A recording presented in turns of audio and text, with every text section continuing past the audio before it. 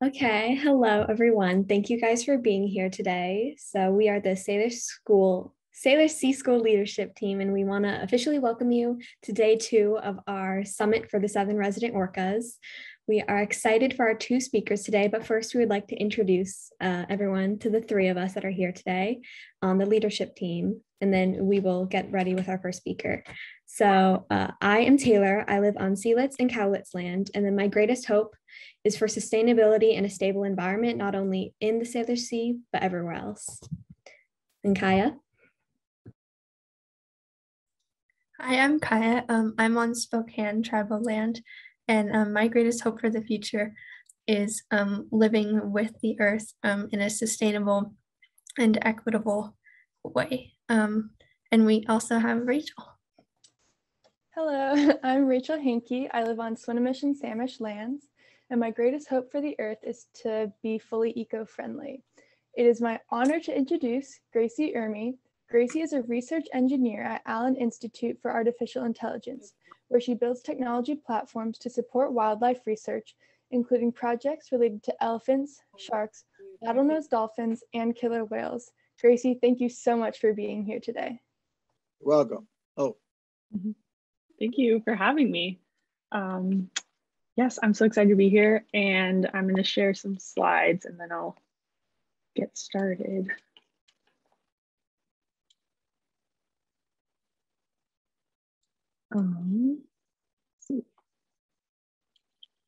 Okay, are you seeing those? Cool, okay. So yeah, thank you so much for having me. I'm excited to be here.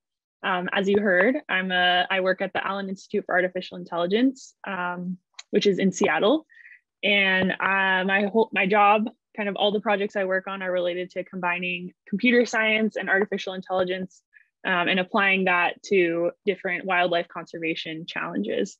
So it's a really cool combination of 2 fields that I didn't know you could combine until I got this job. So I'll tell you about how we're using artificial intelligence in killer whale conservation specifically.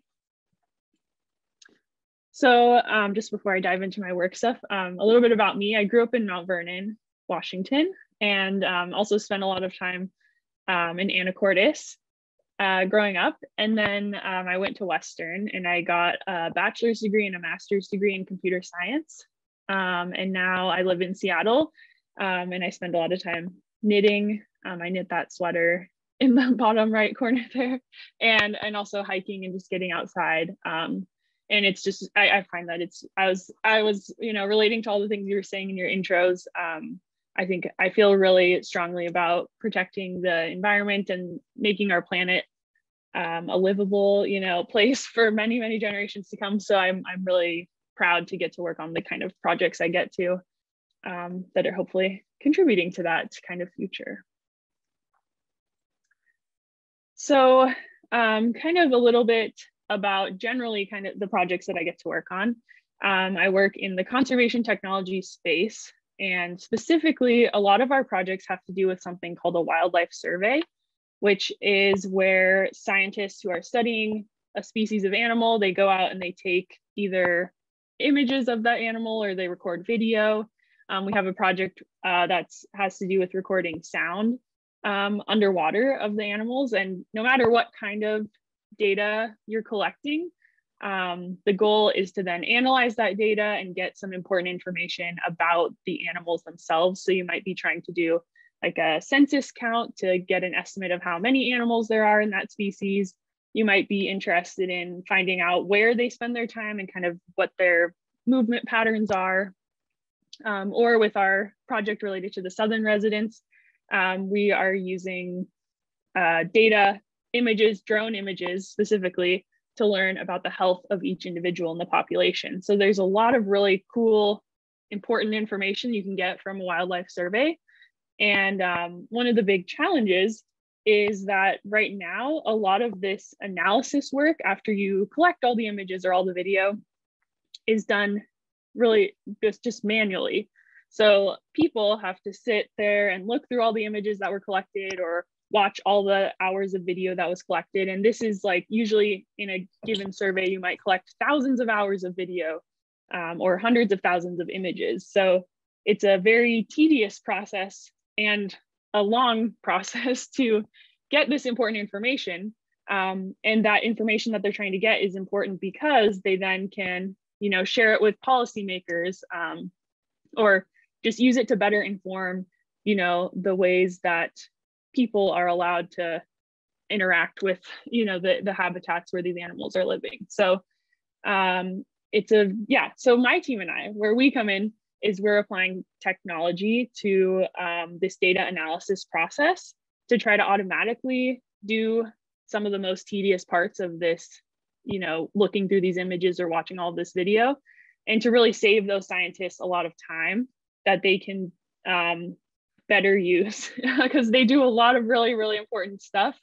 But, you know, just looking through images or watching a bunch of empty video especially is not a very good use of their time. So we're trying to save them time in all of our projects. So diving in now to our Southern Resident project. As I said, I mentioned a little bit before, we're using aerial images, so images taken from a drone of the population. And we are working with this group, Sea Life Response Rehabilitation and Research. And they have been for many years now collecting aerial images of the Southern residents and doing these very specific measurements on the images to be able to gather health information about each individual in the population. So it's a really amazing technique that they apply because they don't have to, it's very non-invasive, and they can get a lot of really important information about how the individuals are doing at a given time and track the changes to their health over time as well. So how they do it is they're drawing, basically getting width measurements all down the body of each individual, and based on how wide it is, you know, at different points, they're kind of measuring like how fat is each individual. And as we all know, prey, you know, being able to find enough food to eat is a huge factor for these whales. So, you know, their weight and their girth matters, and it's an important indicator of their health overall. So that's kind of how they are collecting this health information. And something specifically, maybe you all are, you know a lot about the Southern residents already, so you might already know this, but one of the things that they are specifically looking for in these health assessments is peanut head syndrome, where the whales start to lose fat behind their eye patches. And that's kind of a sign that things are getting pretty dire for that individual. So this area behind the eye patches is a really important spot that they focus on. And if they start to detect any sort of like inward, you know, concavity in the head there, that can be a really bad sign. So that's an area they're focused on specifically when they're doing these measurements. And they can also check for more exciting things too, like pregnancies. They can, by doing these body profile measurements, they can track pregnancies and see how those are coming along as well. So where does my team come in then? Because Dr. Fernbach at SR3 and her team, they're already doing this amazing work, and they've already been able to influence policy that's been made and stuff surrounding the Southern residents. So the place where my team, we feel like we can help, and where we're applying our technology to help, is just to, again, save Dr. Fernbach and her team a lot of time in this health assessment gathering process that they do. So when they go out and fly the drone, they might take up to 2,000 images in just one drone flight. And so just looking through those images from one flight takes a long time. But from drone, if they fly the drone for a month, then it can take up to 6 months to process all of those images from the month of flights. So my team and I are building Dr. Fernbach and her team a tool. It's kind of like an app. They can just upload their images into our software, and it will automatically do some parts of the health assessment process. So right now, we have different features in the tool that can, first of all, just detect where the animals are in an image. And then once it knows where the animals are, it can identify the individuals in the image. It can try to suggest the best images for measurement, because the animals need to be extremely flat in the image to be able to take accurate measurements. And there can't be any splashing because we need to see the outline of the body super clearly. And they can't be like rolling on their side. They need to be like super flat and up near the top of the water so that we can see them clearly. So most images that are taken aren't really that great for measurement in the end. So trying to narrow that down for them is also a big goal of our tool. And then we can also use artificial intelligence to suggest where the measurements should actually be placed along the body of the whale. And every part of this is really, really open to the scientists to be able to correct anything that the computer is suggesting to them, because we want them to be the ultimate decision makers in how these measurements are taken and which whales are getting identified as you know, as they're going through the process.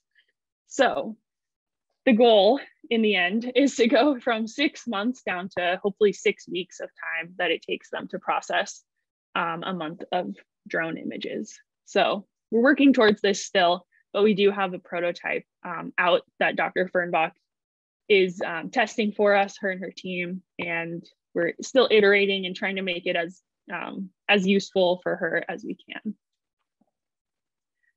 And what I've been focusing on specifically in this tool is building some artificial intelligence that will automatically identify which individuals are in an image. So it's kind of like facial recognition, but for whales. And instead of using their faces, we use their saddle patch, which is unique to each individual. And so by getting a computer to be able to recognize the different patterns in the saddle patch, it can suggest to the scientists which individual it thinks is in a given image. So you all can take a guess if you want to play along and try to guess who is in this image on the left of these 4 options on the right. You can type in the chat or shout it out, whatever works. It's Calypso. Yes, Janet, good guess. Yeah, it is Calypso. And this one too is kind of these 4 saddle patches I feel are pretty distinct from each other, but there are some in the population that look very, very similar. I could definitely not tell them apart as just you know, a non-expert. And Dr. Fernbach, she's been identifying these whales for years now. She knows pretty well, but the goal is to try to enable other people on her team to have an easier job at identifying the whales in the population. And how we're kind of presenting it to them in our tool is when a new image is, they're trying to identify a new image, our tool will give them its top 5 predictions for who that individual is, because artificial intelligence just is never going to be 100% accurate. And so we want to make sure they have, we just narrow it down for them, and then they can make the final determination of who is actually in that image. And in this case, this mystery orca is actually L55. So our algorithm was correct in this case. So this is, I mean, this is kind of a question I like to leave off at the end of all these presentations that I give.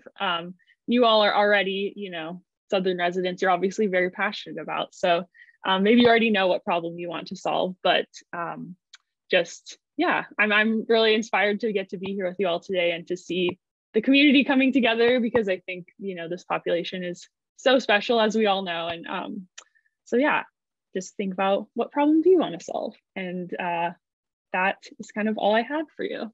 So thanks again for inviting me.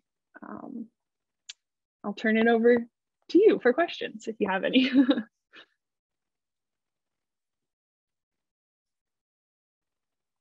I just want to say that's excellent. so amazing. How did you know how to even start doing this? Yeah. So we, my team had already kind of been working in the sort of marine space. And we got connected with Dr. Fernbach because of just, connections in the area and stuff. And after we had a lot of conversations with her up front to just understand like how does she do her work currently?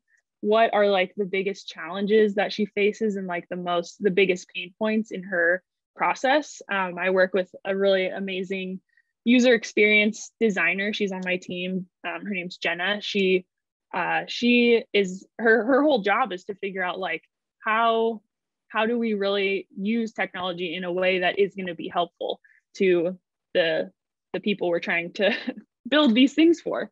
So she had a lot of conversations with Dr. Fernbach just to understand like what could we even do to what would even be useful to build in the first place.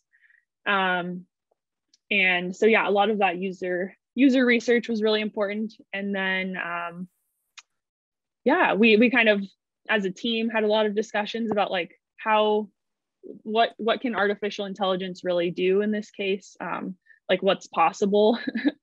And because artificial intelligence isn't like the solution to everything for sure. It's not the solution in a lot of cases. So tried to really make sure that like this was an area we really thought we could make a positive impact in.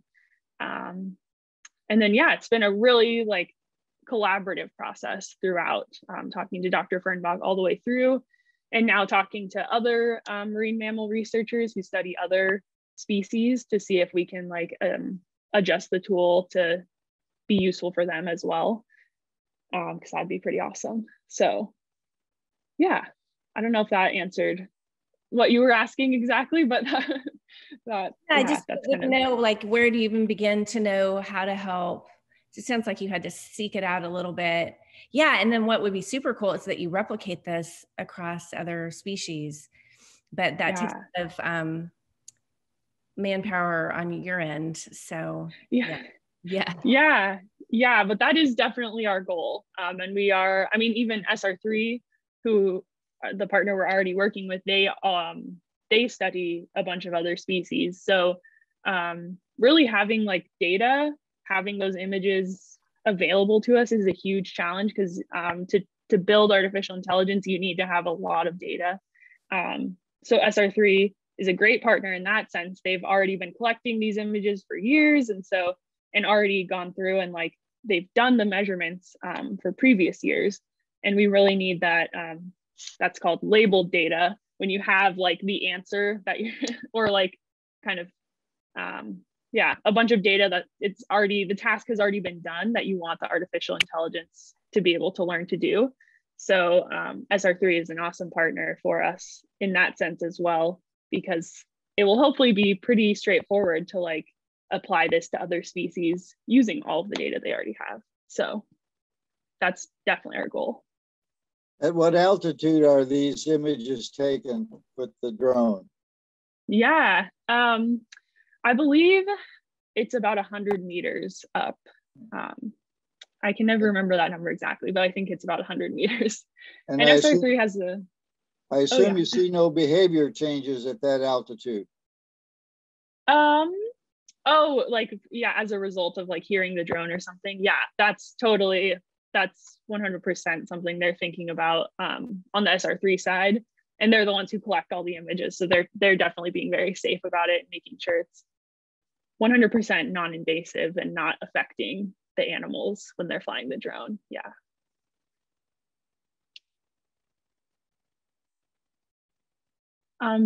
Janet, I see your hand is raised.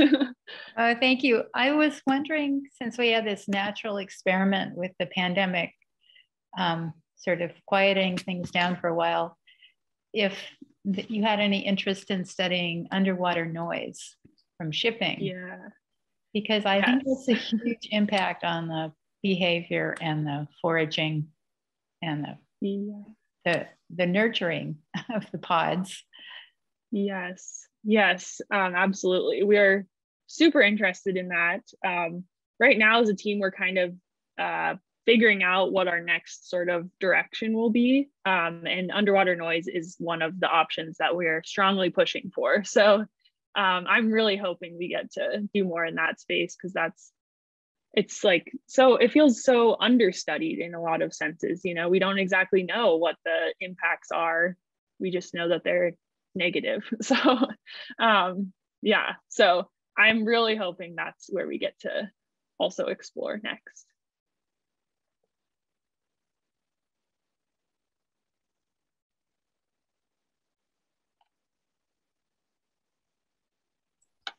Oh, maybe I wasn't looking at the chat. Maybe there are questions in there.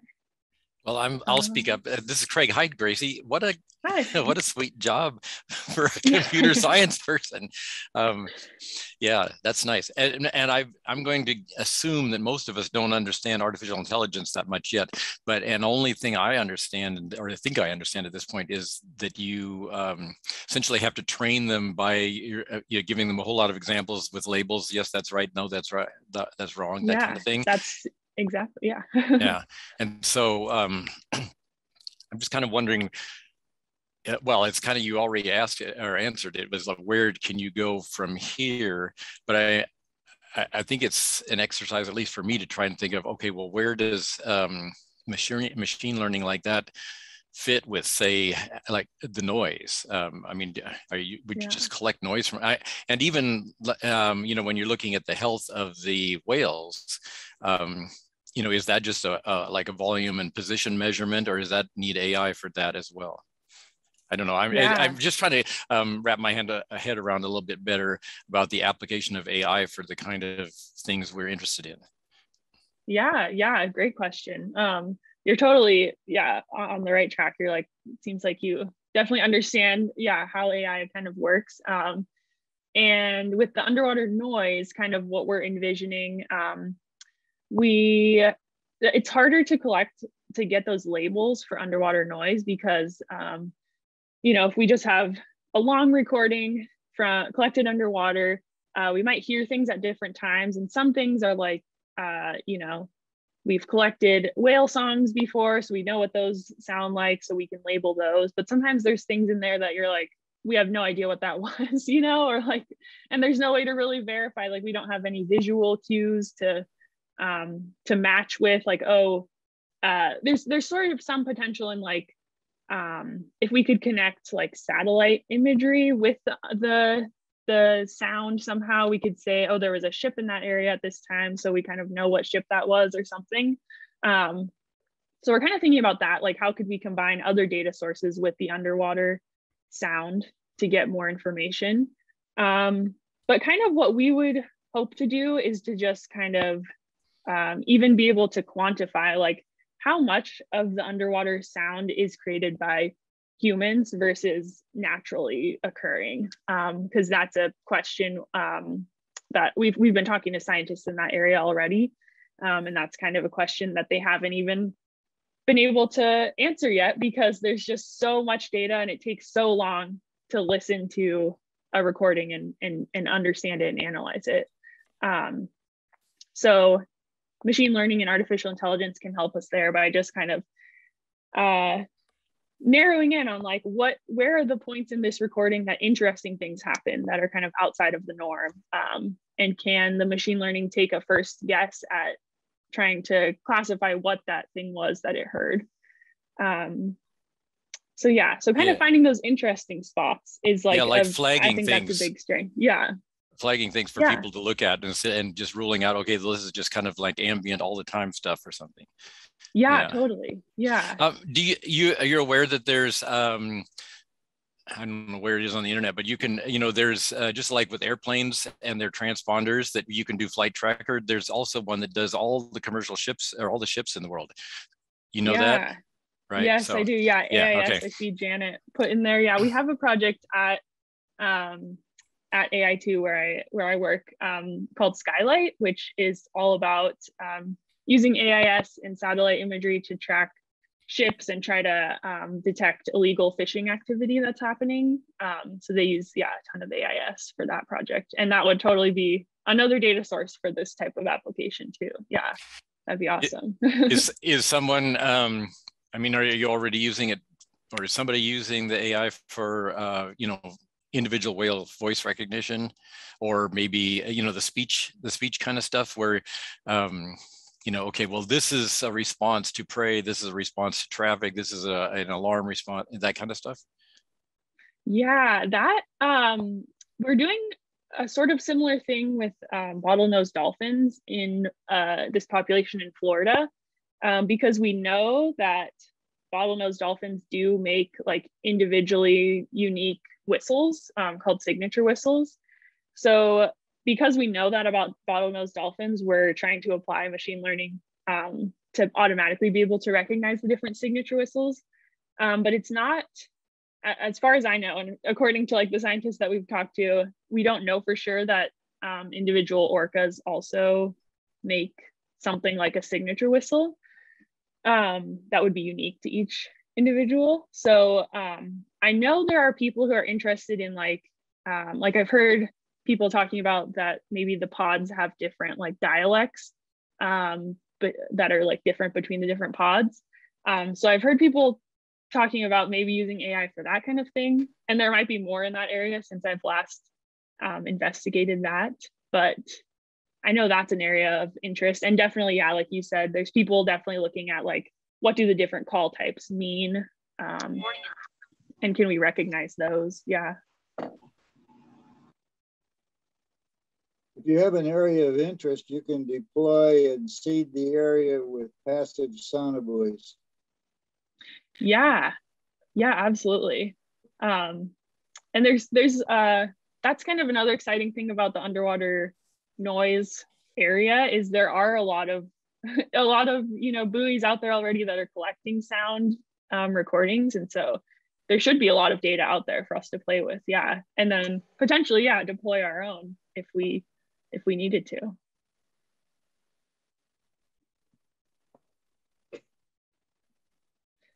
I see a question in the chat. What did you study in college to get the occupation you have?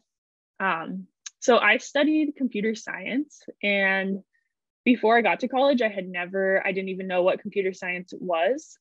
So I thought I would maybe, I had really good math and physics teachers in high school. So I thought maybe that's what I would study.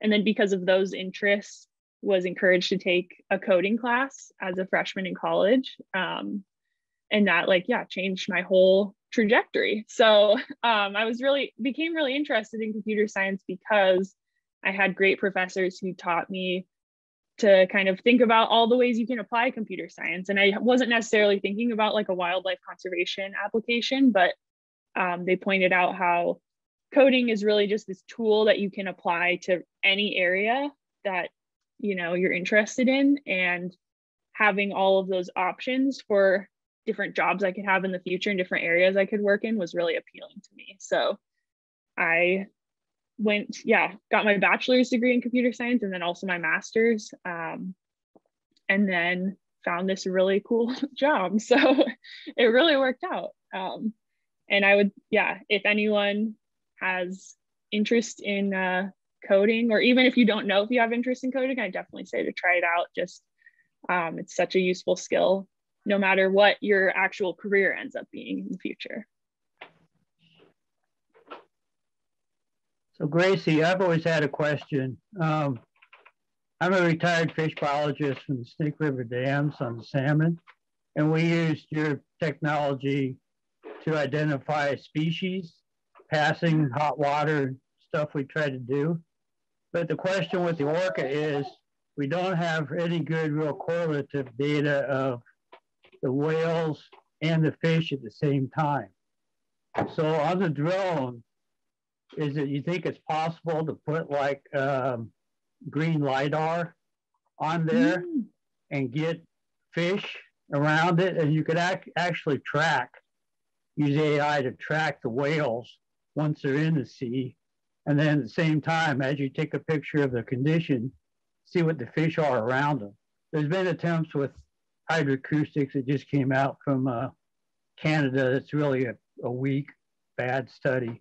And I know it's it's kind of pushing the limit, but we've done similar things in the core and rivers. And so in the Sailor Sea, you could probably do it. And AI would be the perfect thing to do that correlation, because like you said, it took months and months to work through our data without it, because it's all visual. So you have to actually have like 2 counters sitting there for 6 months at a time, looking at every image and picking out you can't see the fish in a lot of the technology, but you can see the shape of the fish and determine what species it is. And you basically burn them out relatively quick. Yeah. So AI is the perfect thing to do that once you get it calibrated. So I think maybe that should be kind of the next step, with that kind of 3 in them. And I don't know if green LiDAR is the thing to do it, but other acoustic stuff, there's bigger problems with them. The green LiDAR it gives you bathymetries that you can peel the layers away on. And so I think it should be able to work, but it probably just needs to be tested. Yeah. We've kind of, tossed around the idea of LiDAR. I think you're right. It would be a really powerful technology to add on to the drone. We don't have quite as much control over that side of things, like the hardware side. That's like really SR3, but I wonder if, it's totally an area that would be probably really beneficial to look into. When we were grad students, we were taught you just don't measure what you're looking for. You measure what contributes to that. And so you have to have the correlative thing for the cause and effect. And, it's been way too long to where they've chased around, where's the fish and where's the whales or whatever. Well, there are means of getting to that haven't been, researched yet. And the fish don't have the time to do a lot of study. So it's got to be something that's really fast and furious. And it has to use AI basically to do it, to do the calculation part of it. But anyway. Yeah, no, that's a really good idea. Maybe I'll get in contact with SR3 and Holly. Yeah.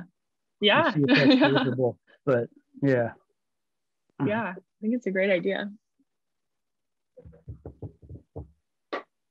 Thanks. This is really helpful. I think the younger people here, how to get into it and the use of it and stuff like that.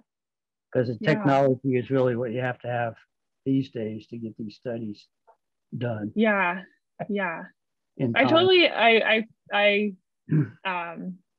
I'm in agreement for sure that like there's it sort of feels like a lot of the research happening is just measuring. It's not very proactive, it's like measuring the effects and then like, how do we get to the part where we like actually figure out what to do about it?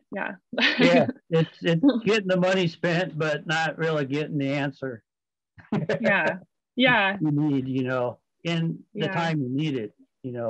Anything endangered is really timely. So. Yeah, absolutely. So anyway, thanks. Yeah, thank you. Well, if there aren't any more questions for Grace, we're going to go into breakout room. So Grace, thank you so much for talking and answering all those questions. That's just so interesting, the work that you're doing. If I know you're probably pretty busy, but if you'd like to stay for the rest of the session or breakout rooms, you are more than welcome to. We'd love to have you. So as far as the breakout rooms, we'll go into 3 rooms and there will be a student leader in each one.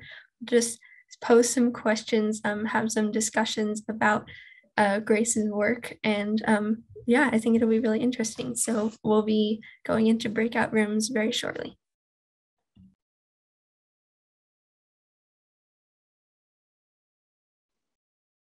I have to take off, but thank you so much for organizing. This was great.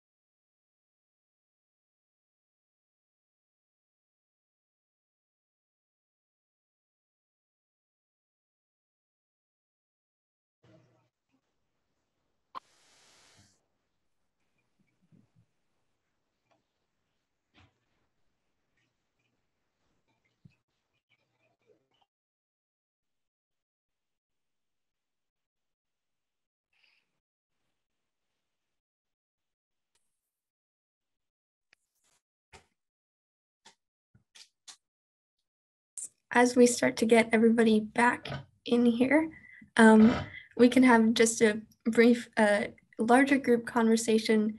We'd love to hear what you all had to say in your breakout room. So if anyone would like to share, please, we'd love to hear from you. Oh, Heather has her hand up. Oh, there's my unmute. Hi. Do we have everybody? I can wait on this until everyone has shared their discussions. This might be more of a closing thing that I wanted to bring attention to. Which would you prefer? Whichever. I think we're still missing probably, we seem to be missing between like 4 and 8 people. Not quite sure where they went, but if you'd like to share now or later, whatever you prefer. How about I'll just wait, and that way people can trickle in and you guys can talk. But yeah, I have something I wanted to mention, but I'll hold off. Thanks, Kaya.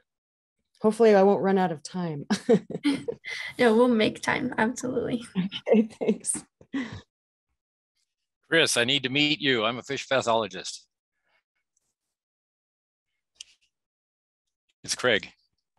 Yeah, I'm gonna get off of mute. Sure, anytime. Yeah, I should be coming over that way again pretty soon here to go to the salmon ranch with Ken, look at the Elwha again. Oh, good. So yeah, we'll be in touch. In our breakout, we liked your adding LiDAR to the drone idea. Oh yeah, I mean, there's other technologies. We didn't even have green LiDAR for the longest time. And then all of a sudden it was developed because we needed it for habitat work and stuff. And it's technologies. We had it for engineering, but we didn't have it for actually doing substrate and bathymetry and stuff. You know, if we would have had it when we did those GIS layers for breaching back in 2002, you know, man, it would have gone a lot further. So, but anyway, some technology is okay. Hey, Chris, if you guys, has Ken got fish going by his place right now? Because I'm always looking for opportunities to photograph fish, and they got to be kind of, you know, in the little rocky shallows and near the surface. He's had, I'm not sure, they should be having like, you know, the fall Chinook type life history coming in, you know, so he should have some. Because fall Chinook are lower. I haven't talked to him recently, but starting June, July, he had fish coming in.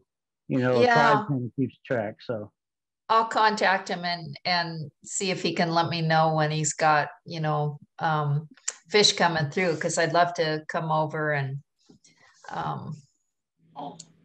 get some photographs. We always get fish photographs, right? Yeah, and if you can see them, you know, but yeah, on a spawning, but you'd be able to find a place, I think, easily that you could. Yeah. You could find him if he isn't right at Ken's thing. But there's a lot of good possibility at Ken's, at the ranch there, that stretch of the Elwha. Yeah, you'd think so. I've been over to the Elwha once on a photo shoot, and we had a lot of fun, saw some great places for fish, but we didn't see any fish. Oh, yeah. And it's all in the timing. And he's got a drone to find them and maybe even film them if the water's not too dirty at this time, which it probably shouldn't be. So. Yep. Sounds good.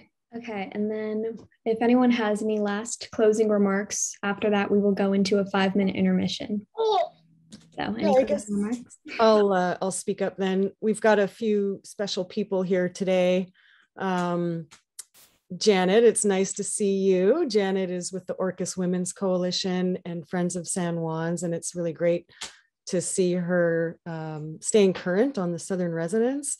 Betsy with Damn Truth, so nice to see you. And Deborah Giles just jumped in. And Chris Pinney, I was wondering, now people know who you are, but there's a really critical thing that's just been unfolding with the lawsuit over the dams, where the plaintiffs and defendants negotiated and agreed to put a stay on the lawsuit for another year of process.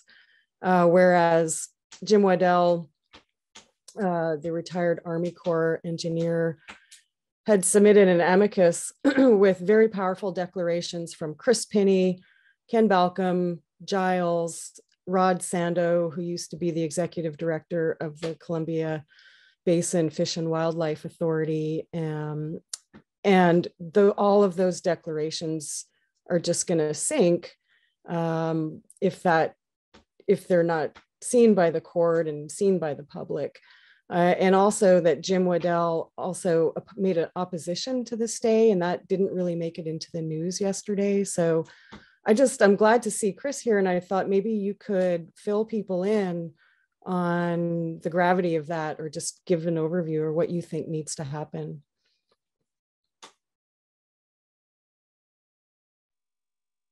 I can do something really quick. The argument's always been that the fish don't have time, you know, and even the arguments for if you did breach, it'd take, 20 some years for habitat to come back to make an example. We proved that way back even before the 2002 EIS that actually recommended breach in the draft.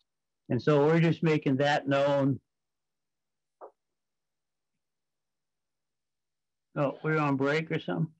We just wanted to make that known to the judge more directly.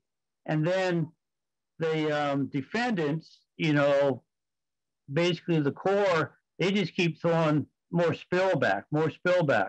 I've studied spill for 25 plus years now in all of its forms. And so my declaration was like, you could spill 100%, but you still have the reservoirs.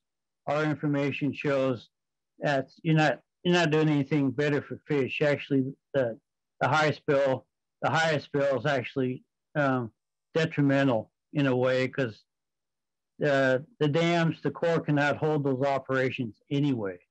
And so basically, it's like stop studying. We got to breach the snake. You can keep spilling at the lower Columbia dams until you do something major there. You got to pull those reservoirs down and, break through the concrete and basically bring it back to a free-flowing river. Then you can do any studying you want. The economics is going to follow real fast. So I think Jim's was basically, his brief was basically that you can do it without Congress. The Corps can do it themselves. And here's how you do it, the cheapest, fastest way that we developed. Mine was basically on the spill program and every other failed mitigation with structures and technology and stuff. And then, of course, we got an extension. They keep extending stuff, so you can't, breach this year. It's process. And I think that's just a ploy of theirs that they've always used. And so with the first extension, we went and we got Giles and we got Ken to do the link of the salmon with the Orca. Now the original lawsuit, the judge kind of sidetracked the Orca, and because they're relatively new or whatever to a judge, but I think that's really powerful, and so I think you have to get that back in, and you have to, do some linkages to them without overstudying the hell. What we're trying to basically do is let the judge know the process of strategy of the federal agencies based on our experience. And, the salmon are basically extinct, very, very soon. So I got two questions for you, Chris. One, what's going to happen if we just have to wait until next year? What happens? And secondly, have the plaintiffs been asking for breaching during the course of this lawsuit ever? Are they even asking for breaching? In a secondary way, they've always known that, spill is going to be the one that's negotiable, and they keep trying to throw breach out, but the judges keep putting breach back in. And so we knew this last EIS, and really what you get out of a lawsuit is basically just do another report. do another NEPA document. Well, you know they're never going to change their decision in NEPA document.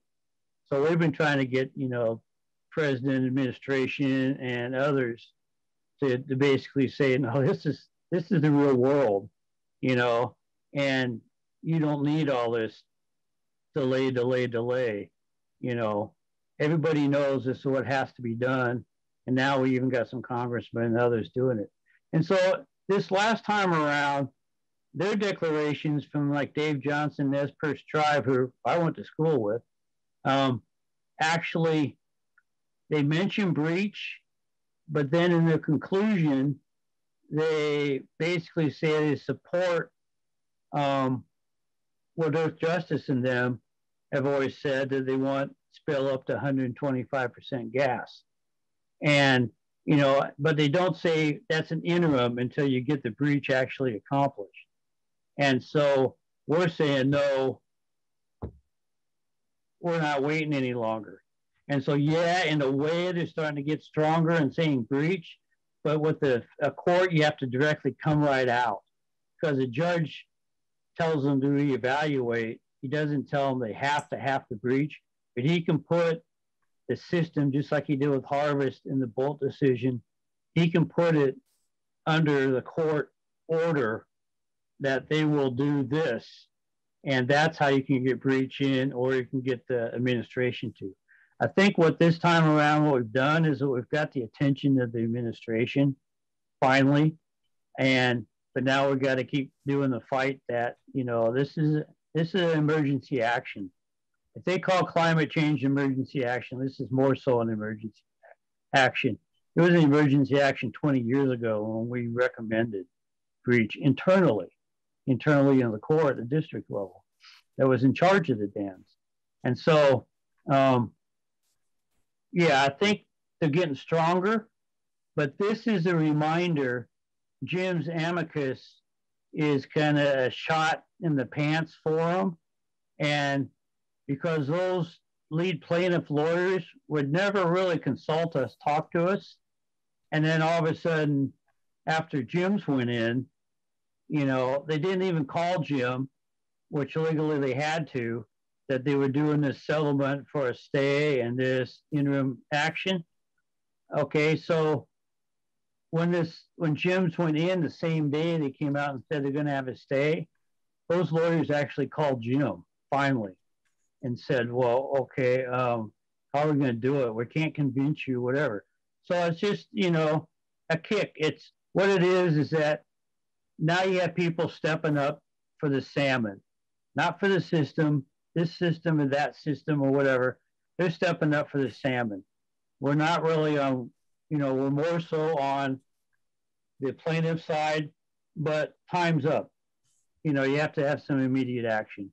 So what can people do to make sure that it doesn't just turn into another process until next year? Hey guys, I'm going to jump in here real quick. Sure. This is a great topic, but we do need to get moving a little bit. We were going to do a 5-minute break, but I do want to be able to honor Deborah's time and get the students going. We're going to have another breakout session, and then there'll be some more time at the end if you guys want to circle back around. But I do really want to honor Giles's time and get her on, if that's okay with you all. Oh, you bet. Thanks for letting us chat about that. I appreciate it. Yeah. Absolutely. So I'm going to introduce Giles. So Dr. Deborah Giles is a research scientist at the UW, and she monitors southern resident killer whales' health through non-invasive sampling with EBA, her highly trained poop detection dog. Giles collaborates with government scientists and other researchers to enhance understanding of the many impacts on the endangered whales from overfishing, pollution, and noise pollution. Giles, thank you so much for being here. Thank you for having me. And Chris and Heather, thanks for that awesome conversation. And if you end up picking it back up, I'm really interested in it. I was proud to be able to give a declaration in support of what Jim Waddell was doing. And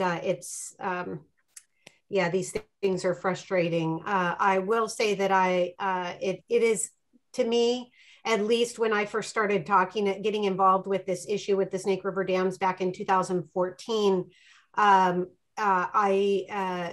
it was not being discussed really at any level.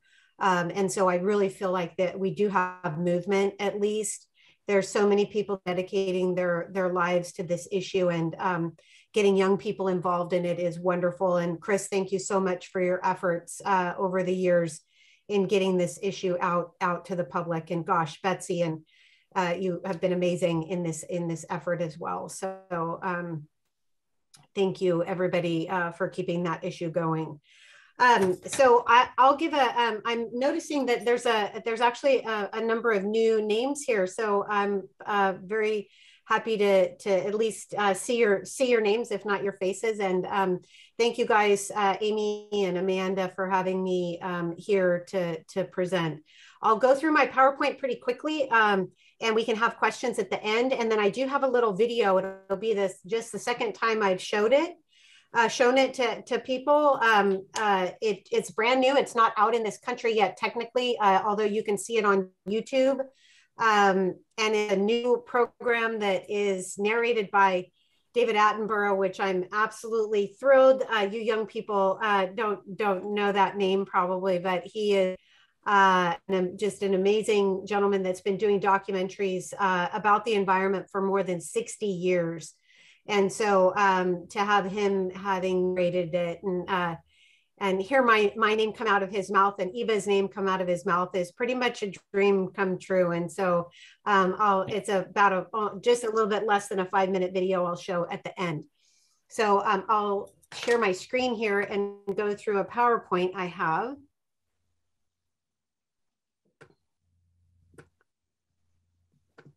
So can you see my screen? Yes. Awesome.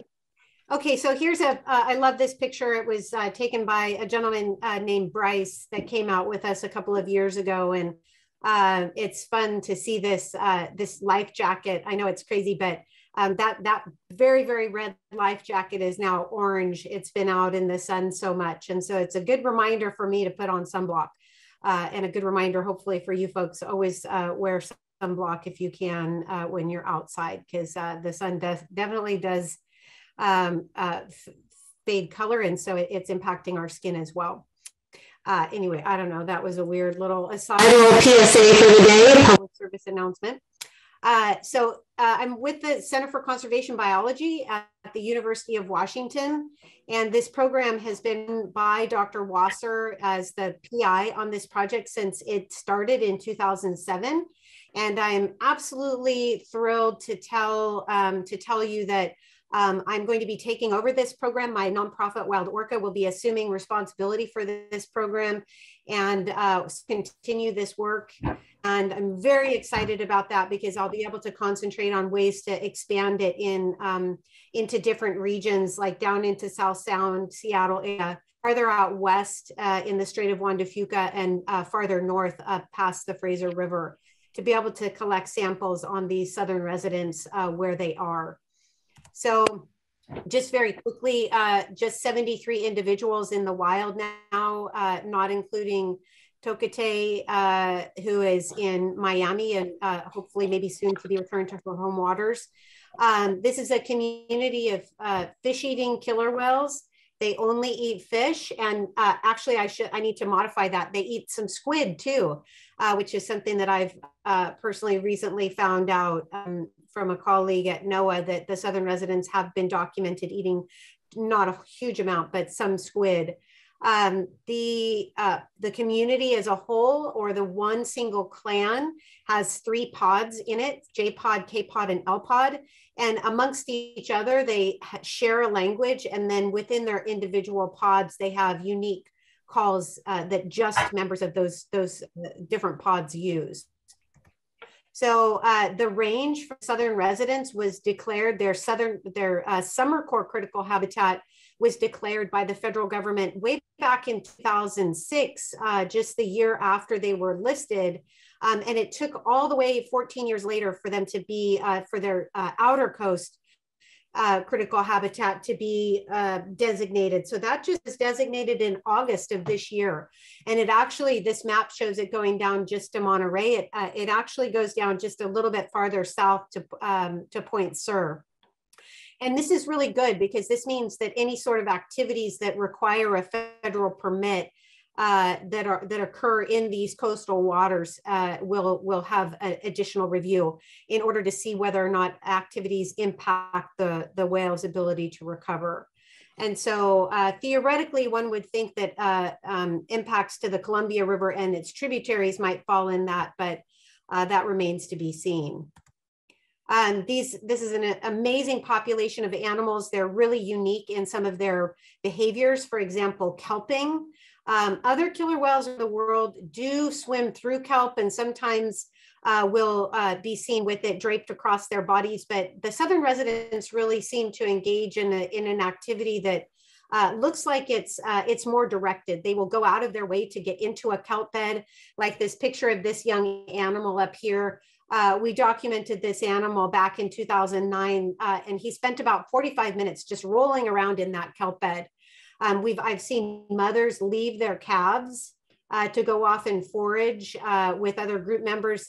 Mothers will leave their calves in kelp beds, and it seems to be just something that occupies their time. We do know that killer whale skin is very sensitive, and so it might just feel good. As an explanation as to why they do this, we really don't know for sure.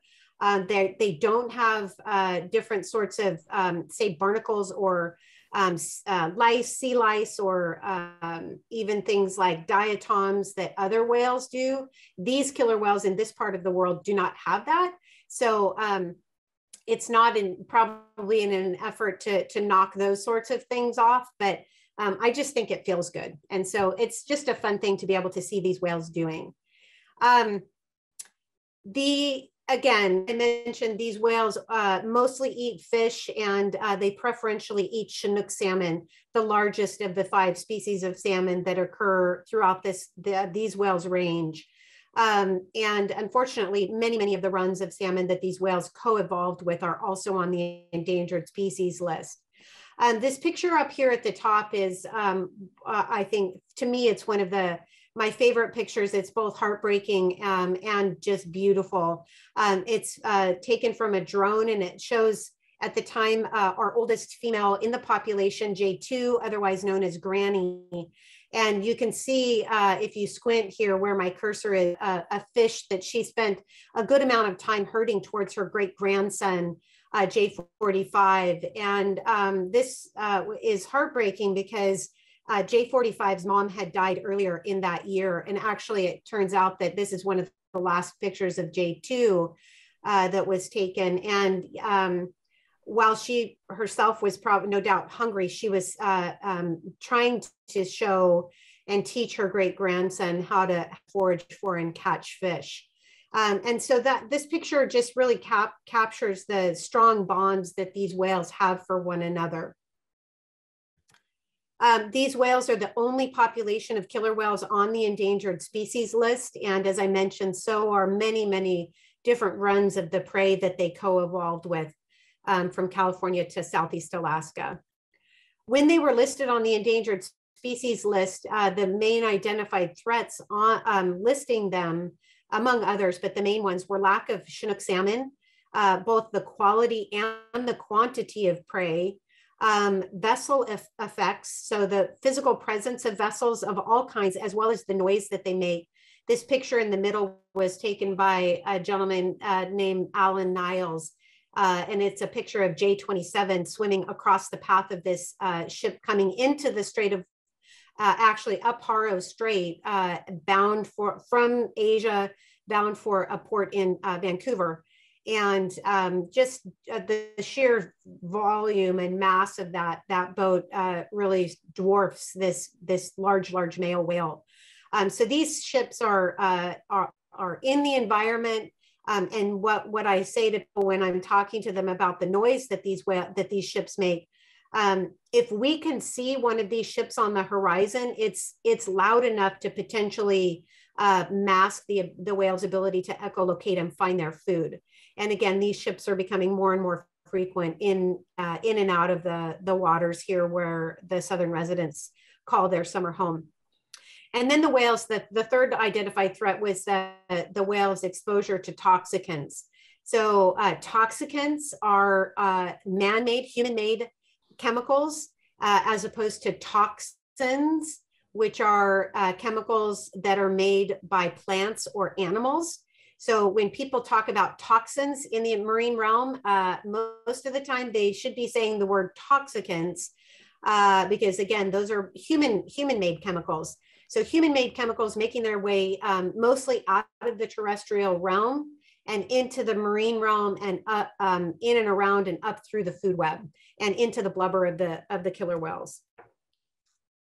So what's the problem here? What are causing these problems? I'll mainly focus on the lack of prey, because we know that these the different threats to these whales, they act together and they magnify one another. But the main one that is causing the biggest problem is the lack of prey. Now, this is a picture of sockeye salmon taken at the turn of the last century. But the same thing happened with Chinook salmon. So these men are standing knee deep in salmon that are waiting to be canned. This was the beginning of the problem. The overfishing, massive amount of overfishing. And unfortunately, we still are overfishing our oceans.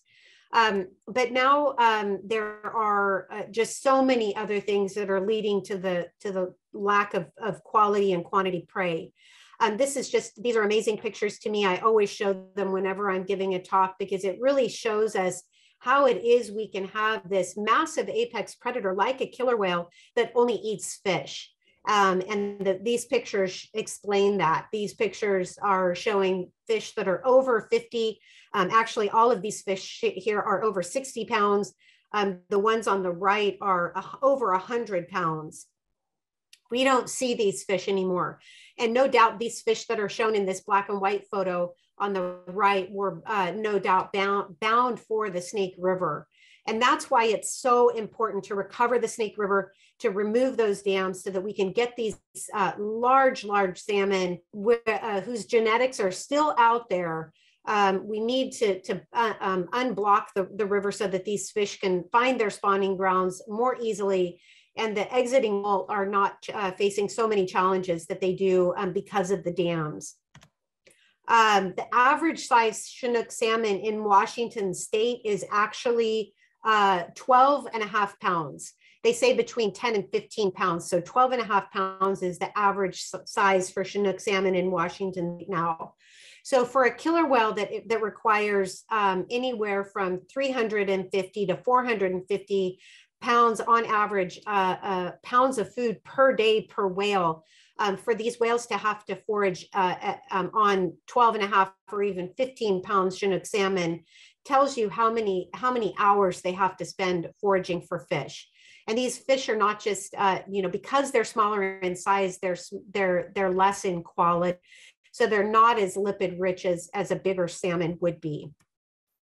And as I mentioned, so many of the different runs throughout these whales range are on the fish themselves are on the endangered species list. And this is a great map that comes out of the Seattle Times that was put together for a very big story that Linda Mapes did. It was a multi-part story that ended up turning into a book called Orca, Shared Waters, Shared Homes. And if you don't have a copy of that book, I strongly suggest you get it. It's just an incredible resource for anybody that wants to know what's happening with these whales. And it looks like Janet's got a copy of it. Thank you so much. I should do that myself, get a picture. Yeah, so thank you for showing that, Janet, and thanks for helping to support the creation of that publication. So these fish throughout the whales range are threatened themselves, as I mentioned. And overall, when you talk about these whales that co-evolved with Chinook salmon throughout the Pacific Northwest, this picture really tells the story of that. This is showing coast-wide abundance of Chinook salmon. And when we have low numbers of Chinook salmon, we have high numbers of southern resident deaths. So this, the longer the purple bar here, the more deaths per year we have in the southern resident population. So when we have high numbers of Chinook salmon throughout the Wales Range, we have low numbers of deaths. And when we have low numbers of Chinook salmon, we have high numbers of deaths. This picture right here pretty much tells the whole story. Again, just it really, illustrates the need to recover Chinook salmon throughout the entire range of the southern residents. So how are we studying these whales? We currently, our study area is here in this larger oval. Where I'm hoping to expand is out here to the west, because this is honestly where the whales are spending the most amount of their time nowadays. It used to be that we would have the southern residents in the summer core critical habitat from about mid-May through October, and that is just absolutely not the case now. The disproportionate amount of time now is spent out here intercepting fish that are bound for rivers south of the Strait of Juan de Fuca and south of the inland waters and the Fraser River. And so we really need to expand our study out here in order to go where the whales are. And not only here, I need to expand this map actually, but down into South Sound, down into the Seattle area. So we do this by using a technique developed by Dr. Wasser back in the mid-1990s to study whales the way that he has been studying animals on land by non-invasively collecting these scat samples by using dogs. So when we use dogs, it allows us to stay really far away from the animals. We don't have to get anywhere near the whales. And that's what we want, because we want to be able to, among other things, we want to study their stress hormones. And so therefore we don't want to be a boat that's close by them and causing them stress ourselves. And so to do this, we train dogs to sniff out species on the water. And this is a picture from last year of Iba. I love this. It's all sparkly, like she's I call this her Disney princess photo. But she's the most recent of a long line of dogs. We've had, these are our three of our former dogs that were kind of just the most well-known of the whale dogs.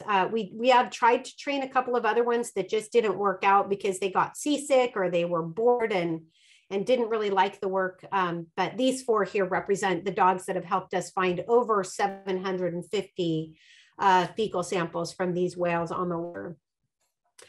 Here's a photo that Amanda from this amazing Sailor Sea School, she took this picture of us last year. I love this picture because it shows my husband, Jim, driving the boat.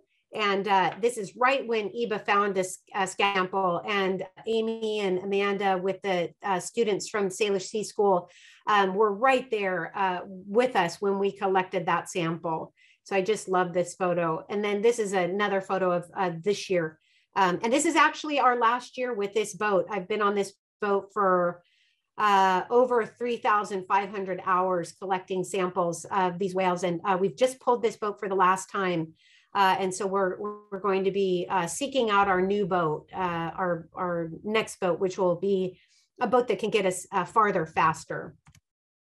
So we train our dogs the same way we train the dogs to find terrestrial scat samples, by using a box technique where we walk them along this row of different smells, different scat samples. And as soon as they get to the one that we want them to train onto, we let them play with their toy. And once they match that scent with playtime, then we move the scat sample outside, out into the field, so that they're being exposed to different smells. Wind is moving in different directions. And then the next step is to hide the sample, not only from the dog, but from the handler, so that we don't know where it is either. And then the dog is trained to sit when he or she finds that scat sample. On the water, we can't train the dog to sit.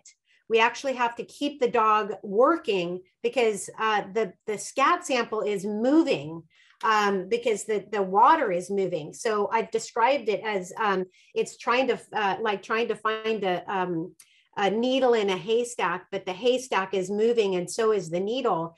And this year I've added another component. We're also moving. And so it's these three different variables where if the dog, if Eva sat, as soon as she smelled the scat sample, like the dogs on land are trained, we would never find it. We have to keep her moving until we find it. And that can take anywhere up to, we could be over a mile away, and it could take several minutes, 15 minutes to find that scat sample, again, because it's moving constantly. And so this is what our dogs look like when they're on the front of the bow and they're not smelling a scat sample. They're just hanging out. They're very relaxed, just looking around pretty much like we are. And then when they're on a scat sample, they get very animated. Eva's tail starts wagging. This picture actually looks like she's looking at that whale, but she's actually smelling a scat sample that a whale that passed by a couple minutes before had left. And so she starts wagging her tail. She'll start whining. She'll start licking her lips. She's got all kinds of different body movements that tell me that she's on a scat sample. This is Jack here, and he's actively trying to like walk forward on the boat. And you can barely tell right there, there's a red bull. And that was us doing a training sample with him. And that's how we keep them up, their not only their skill set high, but our skill set as well. And so this is kind of an idealized image of what it looks like, where you can imagine the whales going from the left to the right of your screen. And in an ideal world, one of them poops. And in a perfect ideal world, one of them poops a massive, beautiful sample like that. We hardly ever see massive poop samples like that anymore because they're not getting enough to eat.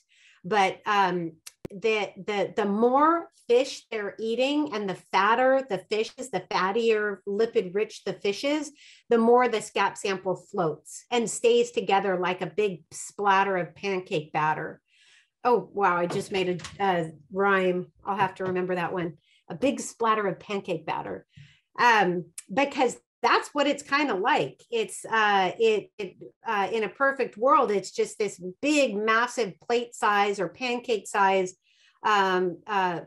fecal samples. Sometimes it's so tiny. I'll show you another scat sample in a picture of one, which will show you kind of more what we find these days. And so this is what the dogs do. They come into what we call the scent cone. The dog will have a change of behavior. In Eva's case, she'll start wagging her tail or whining. And that's when we know to turn into the wind. And then as scat sample is moving, she'll start moving along the side of the boat. I call it crab walking along the side of the boat. And then we know that we have to readjust and go back on a 90 degree again. And then she'll whip around to the side. And that's when we know to turn into the wind.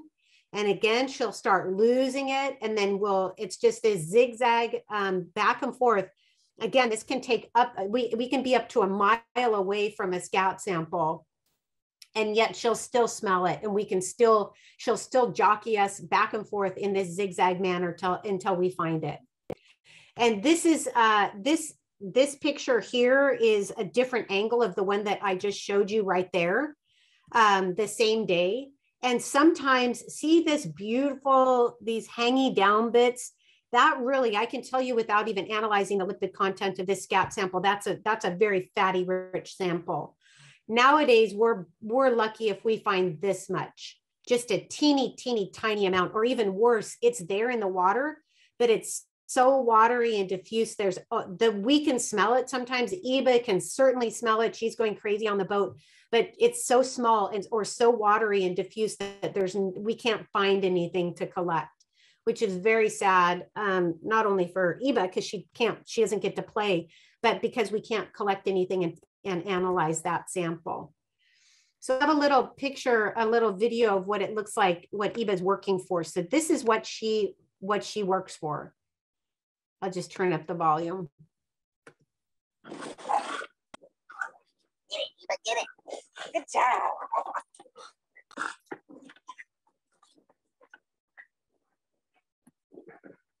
Good girl.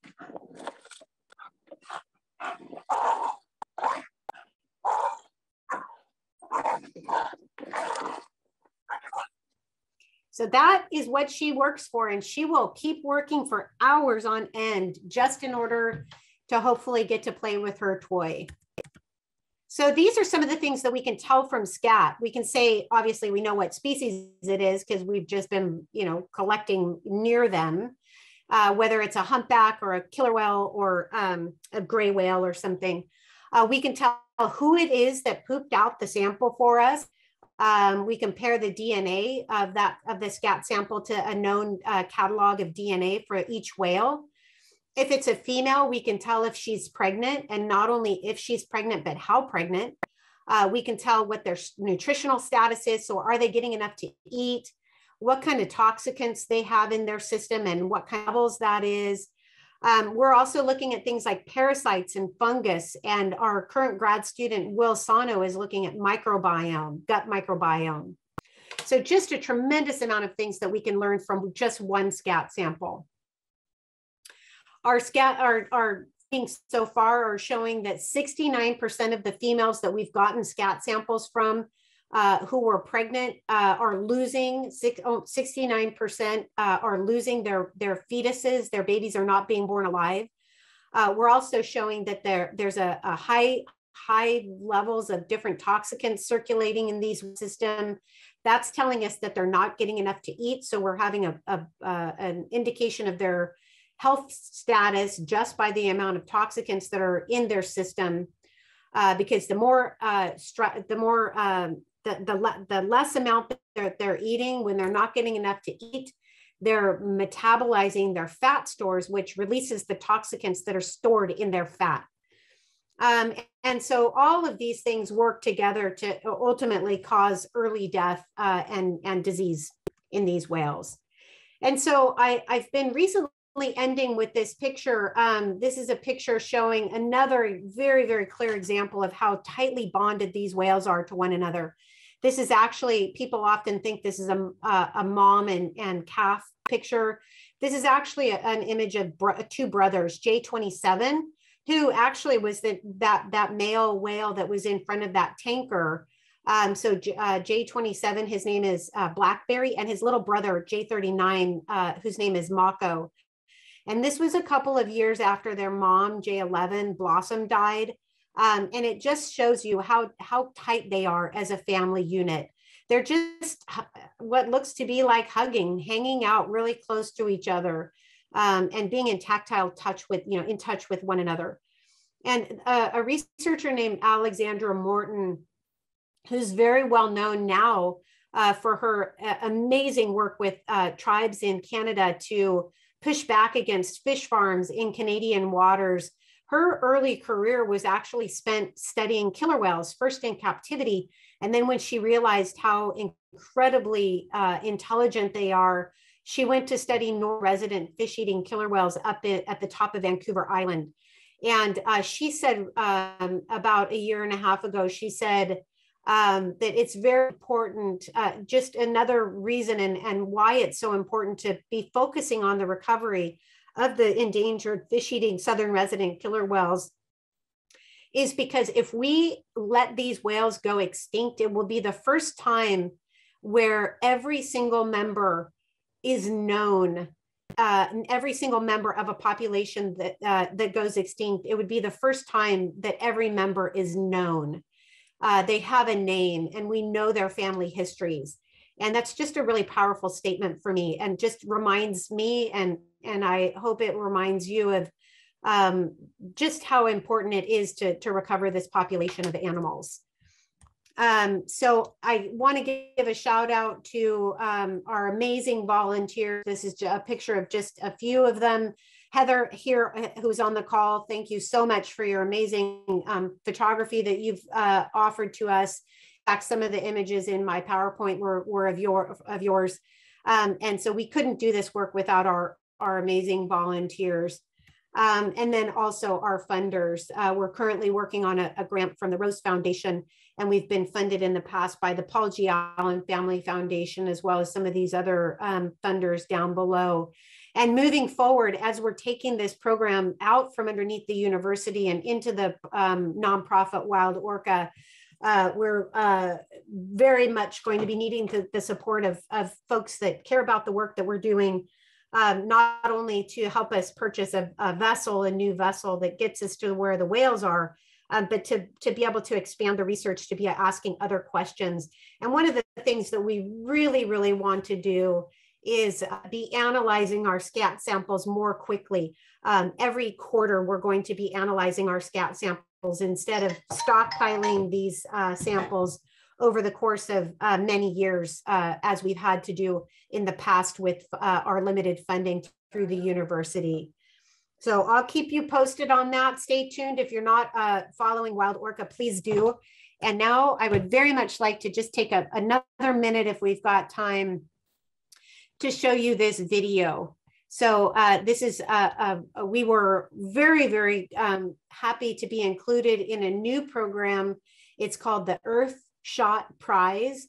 It was fully funded by Prince William.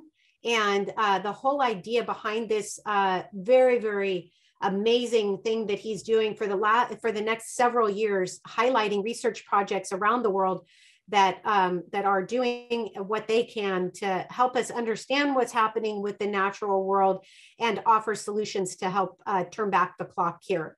So let me just show you, and we can answer any questions that folks might have. I have a question. Yeah. Oh, go ahead.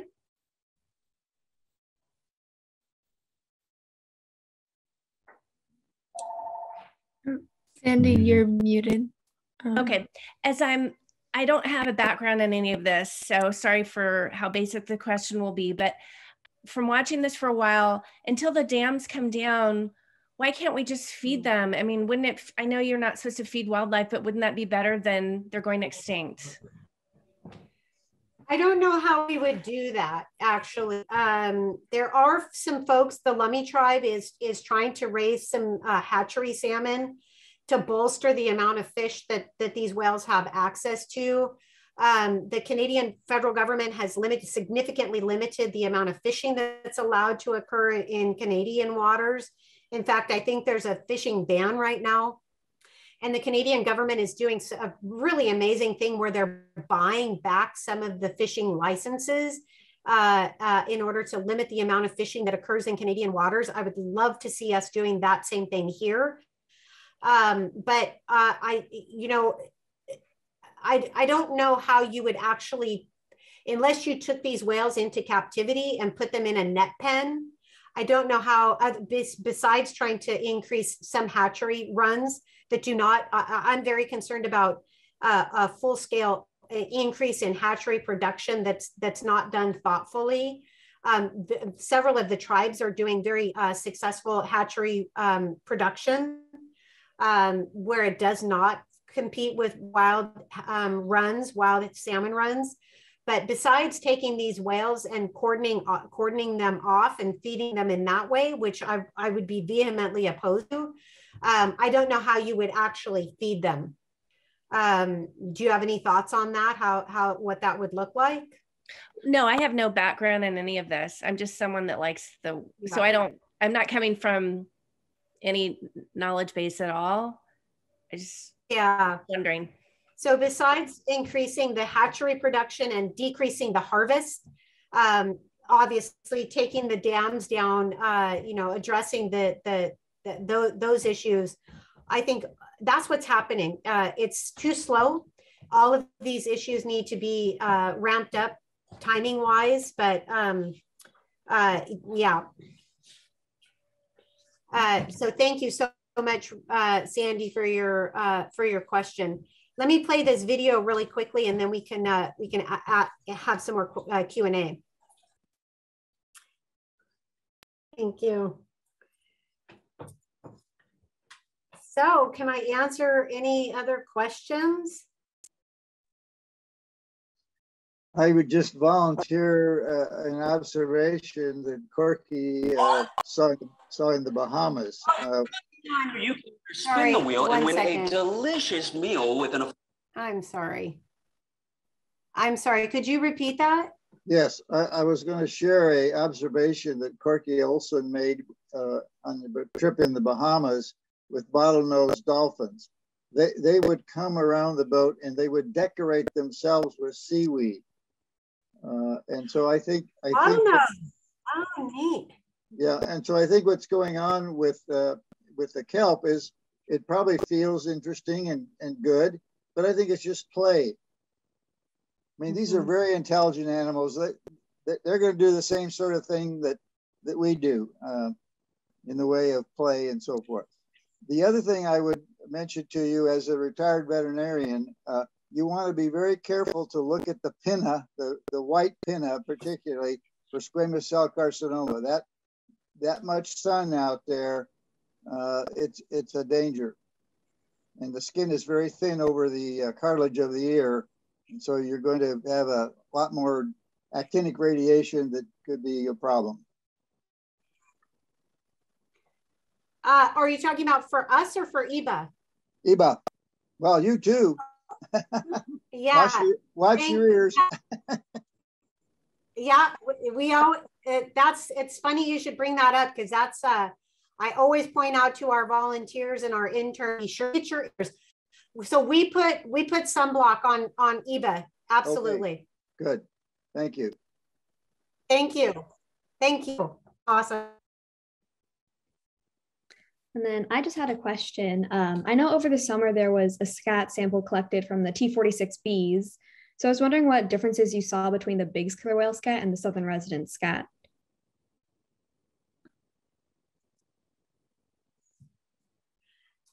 Yeah, so we have not had that analyzed yet, but I can tell you just from the physical observation, they are vastly different. The mammal-eating killer whale scat that we collected, we got 2 of them this year, actually. It's full of hair. I mean, it was just like this. I called it a vortex of hair. And it was about the size of my, well, actually kind of more like maybe my middle finger. So it was, you know, about that long. And it was just this crazy looking vortex, like a cyclone of hair. And in that one, it was most assuredly harbor seal because it was very short little gray hairs. Whereas I've actually been on a boat in 2010 when NOAA researchers collected one that was clearly from a stellar sea lion meal. And that one was almost entirely very, very coarse red hair. The other one we got was also full of hair.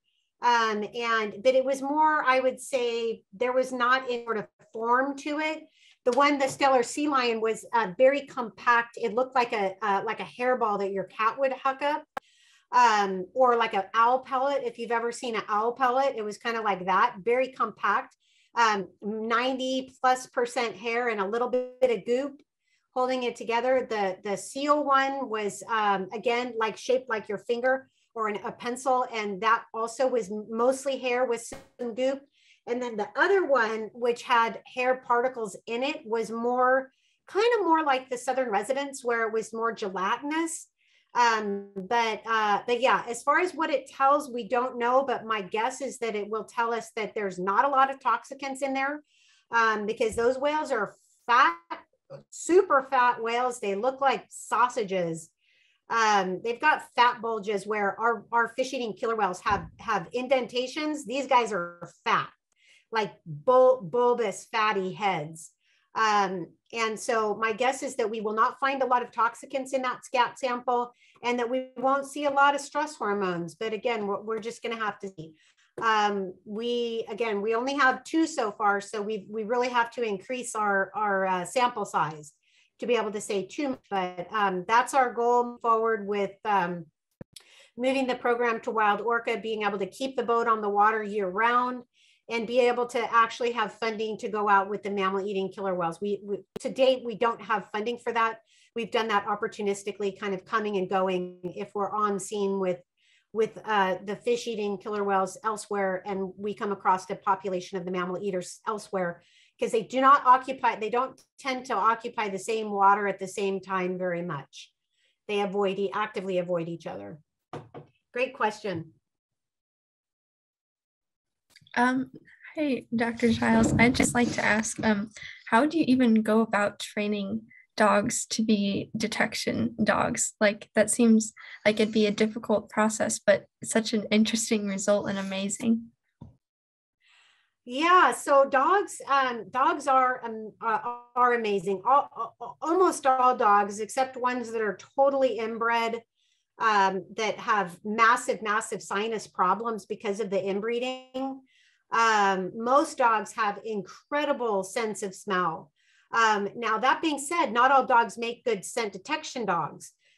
Either their personality is just such that they're just not that interested in it. And then other ones are clearly that just they're waiting for a job. And so part of it is to make sure you kind of test your dog to see whether or not they're interested in this kind of work. With Iba, I honestly never expected that she would be a scat detection dog. I had worked for from 2009 through the end of 2018 with other dogs. And when I adopted Iba from my sister, who found her wandering on the streets of Sacramento, it never crossed my mind that she would be a scat dog. But in 2018, our lead handler was up here kind of getting us going for the beginning of the year and doing some retraining with Jack and Dio, our dogs for 2018 with our handler Colette. And as we're standing there, just kind of seeing each other for the first time that year and just visiting and talking out this season, the whole time Iba was taking her toy, which is a Kong, and shoving it into the hand of Heath.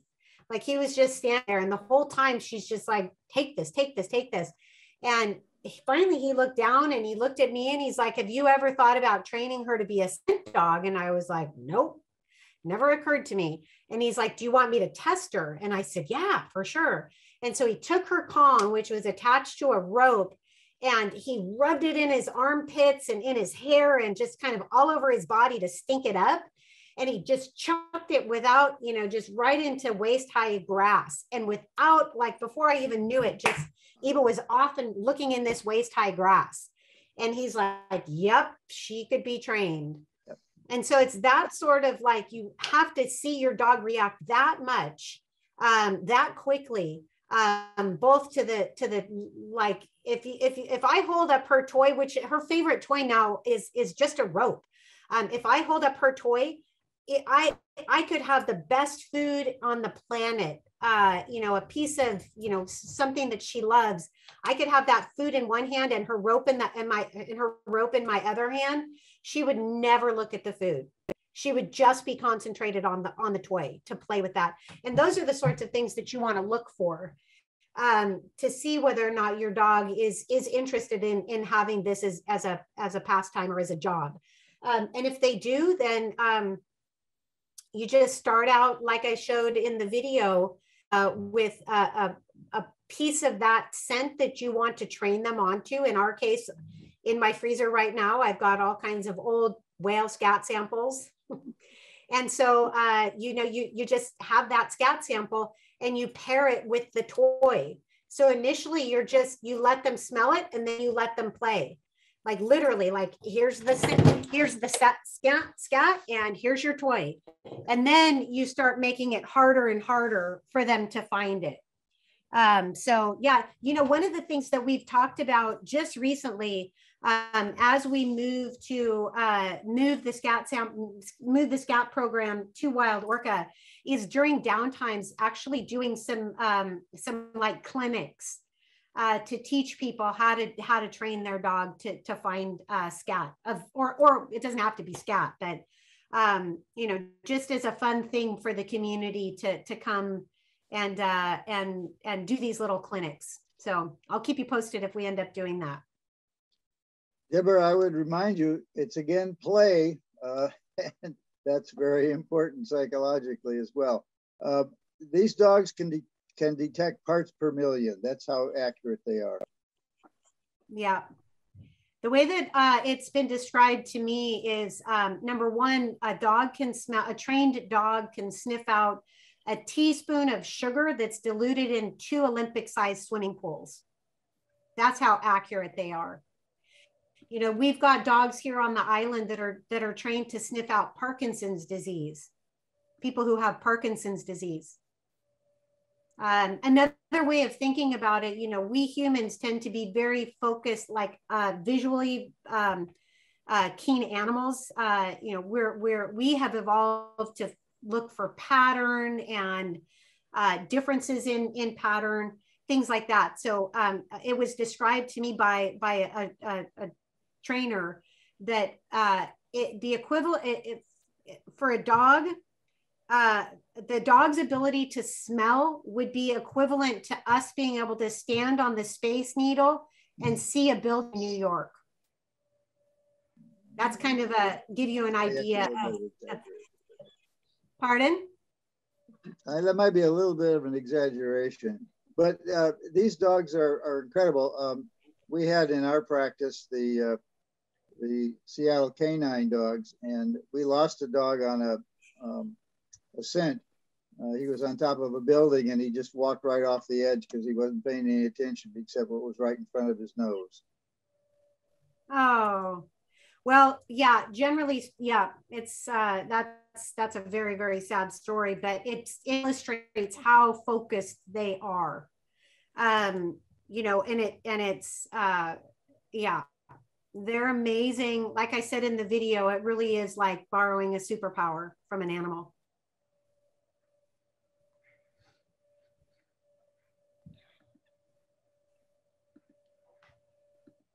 Sandy?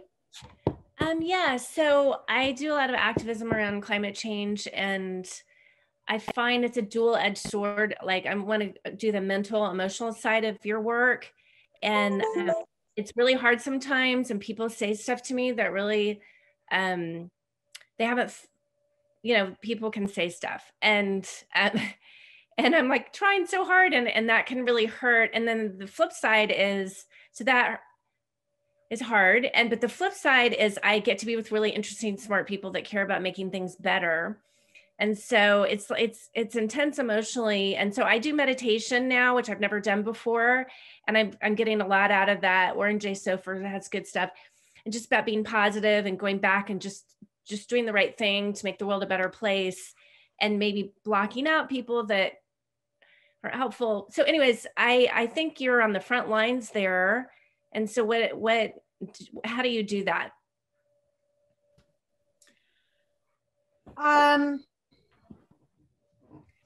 Well, I think number one, I am lucky in that I think I know by nature I'm a naturally optimistic person.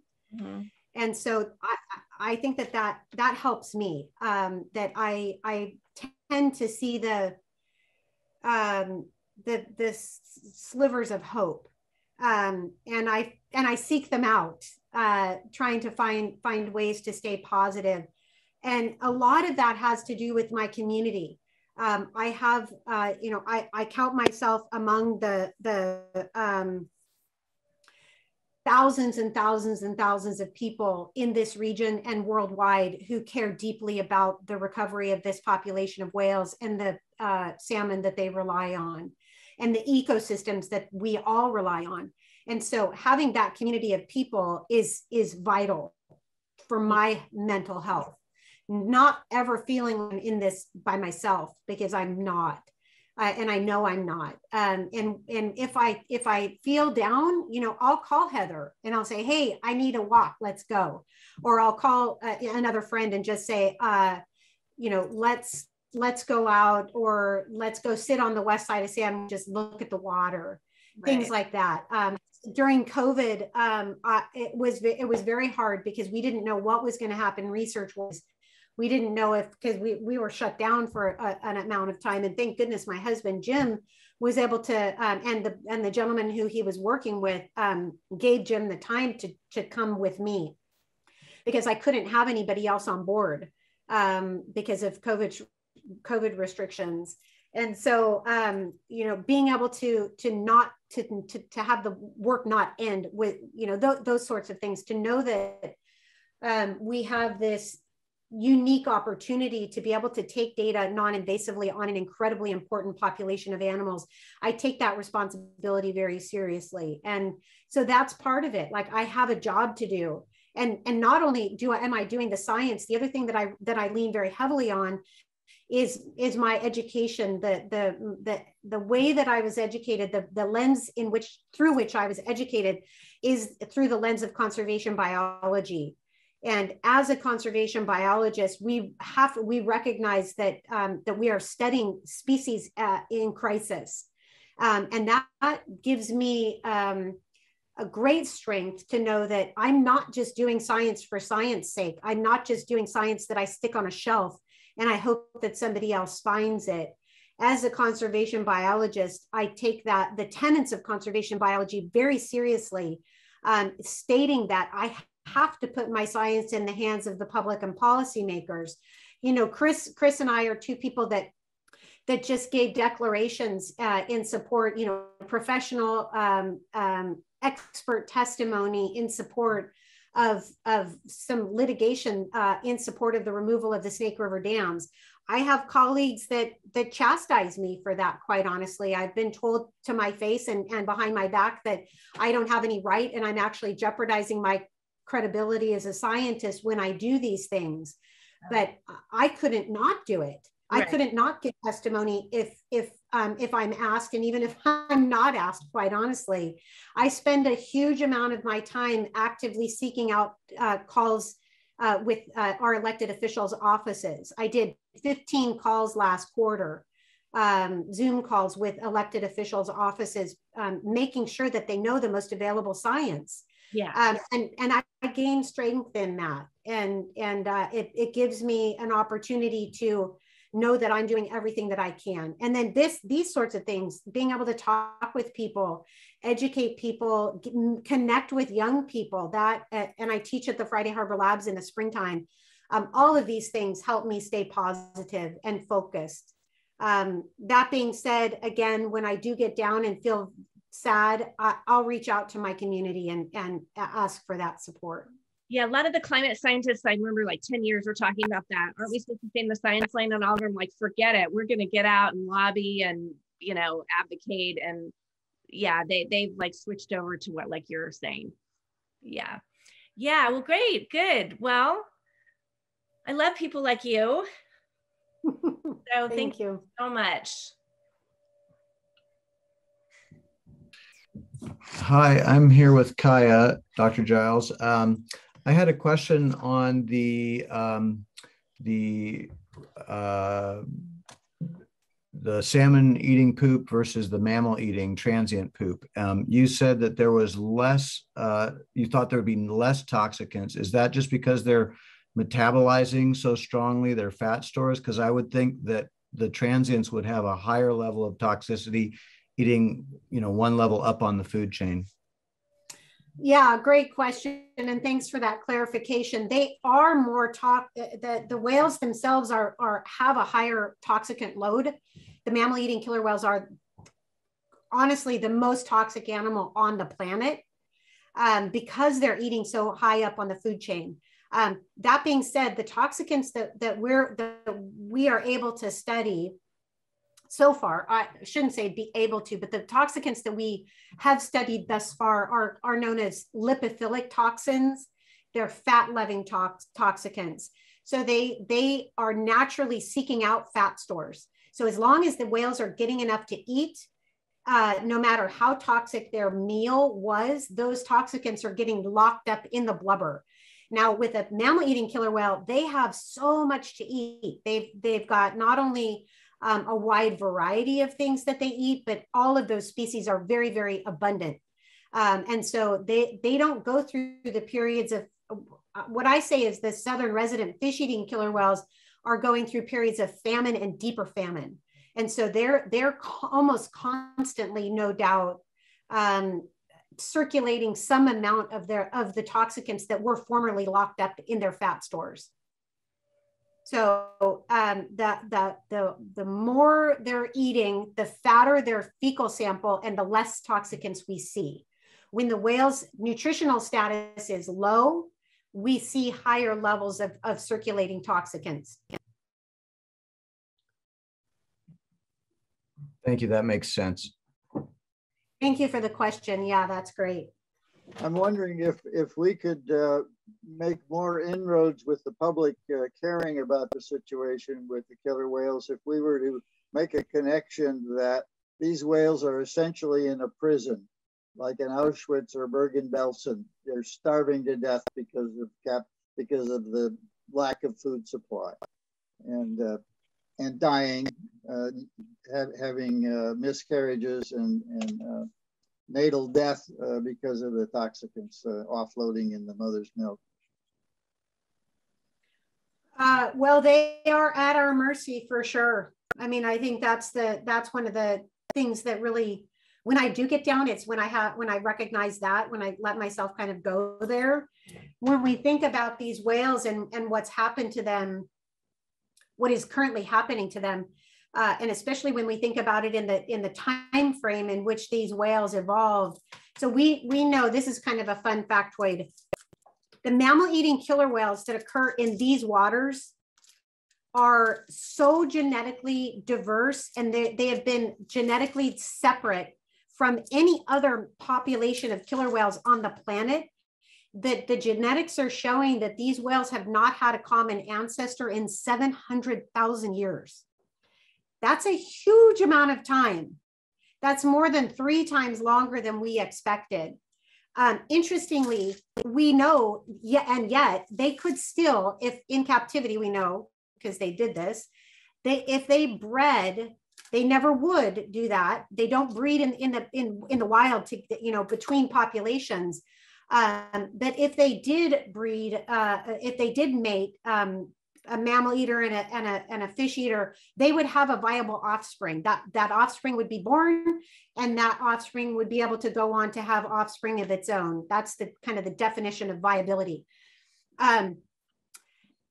So when you think about that in terms of evolutionary time and how long it has been since these whales have been in this region in the Pacific Northwest, co-evolving with Pacific salmon, absolutely beyond a shadow of a doubt, eating these massive fish that would have come from the Snake River, over 100 pounds, over 120 pound Chinook salmon that used to spawn in the Snake. When you think about it in terms of time frame, we have decimated the whales' food base in the blink of an eye.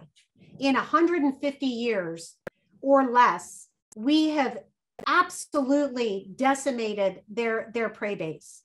Not only that, we have toxified the water. We've created a situation where we have boats going in and around, back and forth, in and out of the Strait of Juan de Fuca and through these inland waters and across the Pacific. Do me a favor, and you'll be shocked. When this day is over, look up, just Google AIS or marine traffic worldwide. Look at it. It's a way to look at all vessels over 65 feet are required by law to have a tracking device on them. Just look at the sheer number of vessels that are out there in the marine realm, and then think about how those boats are creating a cacophony, like yeah, it's so loud. So we've toxified the water. We've both with toxicants and with noise pollution. Climate change is completely changing the temperature of waters throughout these whales and salmon's range. We've overfished, we've dammed, we've pretty much done everything on Earth that is possible to do to harm these whales. We've done it. And that's the bad news. The good news is that we can turn back some of this damage. We can undam rivers. We can clean up the waters. We can make sure that we're not polluting and creating systems where we're using less marine traffic. So lessening the acoustic footprint that these whales are living in. So yeah. we've made massive negative change in a short amount of time, and the good news is that we can undo some of that damage in equally short amount of time. And then I would like to finish this up by saying a big thank you to both Gracie and Giles for speaking today. And a big thank you to everyone for coming and joining today. And then if you did attend both meetings, I believe Amy is setting up a raffle prize, and she will select a name for someone to receive that prize. And once again, thank you all for joining and for your dedication to learning more and restoring population for the Southern residents. And then Kaya. So we want to respect your time. We aren't going to do another round of breakout rooms, but I will post a link to an Action Network email form targeting our governors and congressional representatives to salmon allotments and the removal of the lower Snake River dams. If you could just take a minute and put in your name and email, it'll make a huge difference if representatives can see that their constituency, this is something that matters to us. That'd be great, just to follow up what we talked about today with an action item. So thank you all for coming. Big thanks to Dr. Giles. And it's great to see you all. Have a great day. Thank you guys so much.